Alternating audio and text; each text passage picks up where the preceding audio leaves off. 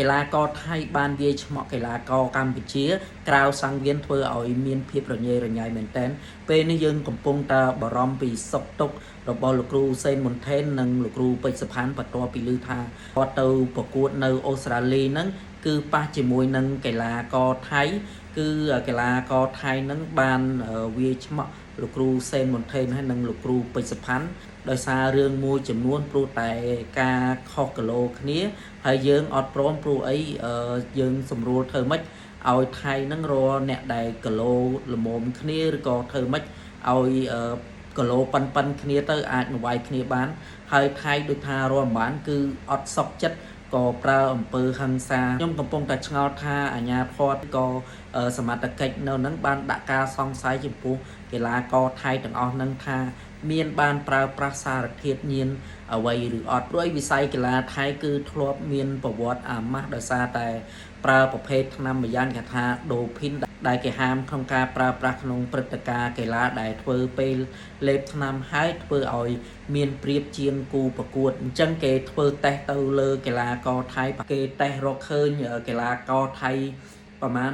740នាក់មានសារធាតុញៀនដែលគេហាមឃាត់គេបញ្ឈប់កុំឲ្យប្រកួតគឺក្នុងព្រឹត្តិការណ៍អាស៊ានប៉ារ៉ាហ្គេម2025ហើយព័ត៌មាននេះគឺវាធំដុំដែរប៉ុន្តែដូចជាអត់សូវល្បីអញ្ចឹងហើយរឿងមួយទៀតអ្នកទាំងអស់គ្នាគឺប្រហែលជានៅចាំមិនភ្លេចទេមែនអត់កាល SEA Games 2023ដែលប្រទេសកម្ពុជាយើងជាម្ចាស់ផ្ទះ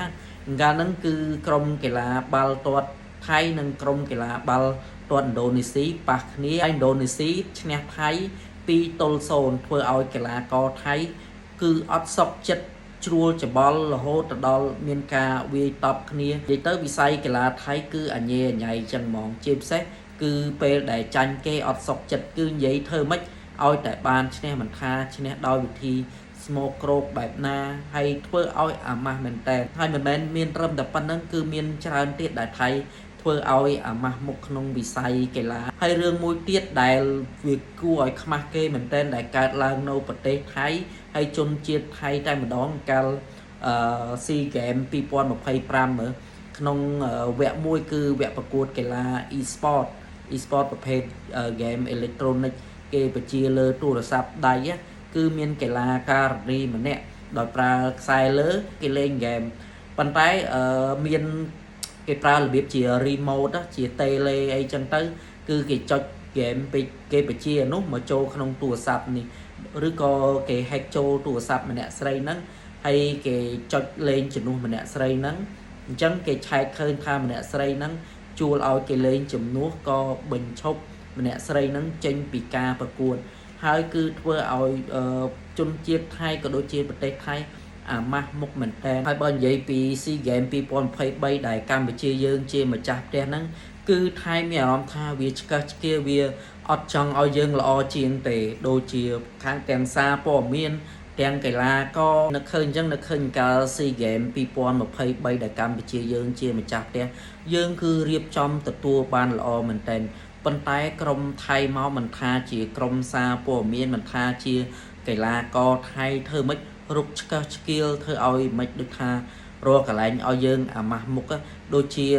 ពួកព័ត៌មានអីហ្នឹងចូលមកប្រទេសកម្ពុជាយើងគេថតគេមិនដិតថតកន្លែងស្អាតអីកន្លែងស្អាតគេមកកកប៉ុនមិនដិតថតទេទៅថតកន្លែងរបៀបមិនតំណងហើយយកទៅចុះផ្សាយថាអូ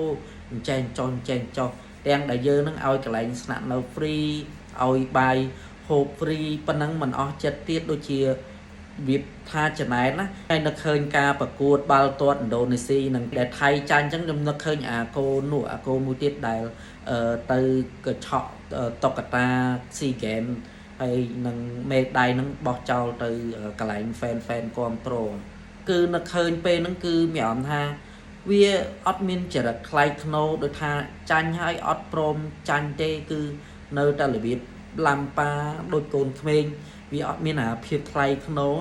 វិស័យកីឡានៅថៃអញ្ចឹងហើយបើសិនជាបងប្អូនដែលអ្នកតាមដានវិស័យកីឡាជាពិសេសវិស័យកីឡាថៃវិស័យហ្នឹងគឺពុកអលួយមែនតើដូចជាវិស័យកីឡាបដាល់អញ្ចឹងទៅមានជួលឲ្យគេបដាល់ជំនួសឬក៏ជួលឲ្យគេចាញ់គឺករណីបែបហ្នឹងនៅថៃច្រើនខ្លាំងមែនតើ